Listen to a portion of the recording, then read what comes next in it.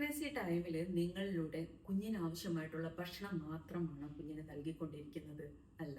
നിങ്ങൾ ആ സമയത്തിലൂടെ കടന്നു പോകുന്ന എല്ലാ തരത്തിലുള്ള ഇമോഷൻസും നിങ്ങൾ ആ സമയത്ത് അതീവ ദുഃഖിതയായിട്ടാണ് കഴിഞ്ഞു പോകുന്നത്, അല്ലെങ്കിൽ നല്ല ക്ഷീണിതയായിട്ടാണ് കഴിഞ്ഞു പോകുന്നതെങ്കിൽ ആ സമയത്ത് നിങ്ങൾ അനുഭവിക്കുന്ന എല്ലാ ഫീലിങ്സും അതിൽ നിന്നുണ്ടാവുന്ന ആ ഒരു കെമിക്കൽ റിയാക്ഷനൊക്കെ കുഞ്ഞിനെ രൂപപ്പെടുത്തുന്നുണ്ട്. കുഞ്ഞിൻ്റെ പല കാര്യങ്ങളും ആ സമയത്താണ് രൂപപ്പെടുത്തുന്നത് എന്നുള്ള സത്യം മനസ്സിലാക്കണം. എനിക്ക് ഈ സമയത്ത് ഗർഭിണികളോട് പറയുന്നതിലപ്പുറമായിട്ട് പാർട്ട്നേഴ്സ് അല്ലെങ്കിൽ വീട്ടിലെ ഏറ്റവും അടുത്ത മുതിർന്ന ആളുകളോടാണ് പറയാനുള്ളത്.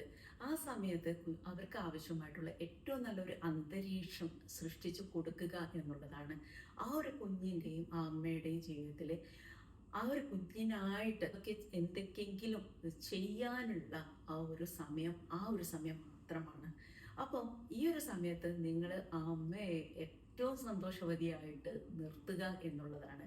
അത് നിങ്ങൾ നൽകുന്നത് നാളത്തെ വരുന്ന ഈ ഒരു കുഞ്ഞിന് വേണ്ടിയിട്ടാണെന്നുള്ള ഒരു ഓർമ്മയിലായിരിക്കണം എല്ലാ കാര്യങ്ങളും ചെയ്യേണ്ടത്. മനസ്സിൽ എപ്പോഴും കുറിച്ചിടേണ്ട ഒരു കാര്യമാണ്, എന്നിലൂടെ കുഞ്ഞിന് നൽകുന്നത് അതിനാവശ്യമായിട്ടുള്ള ഭക്ഷണം മാത്രമല്ല, നാളെ അതിനെ രൂപപ്പെടുത്തുന്ന പലതുമാണ് എന്നുള്ളത്.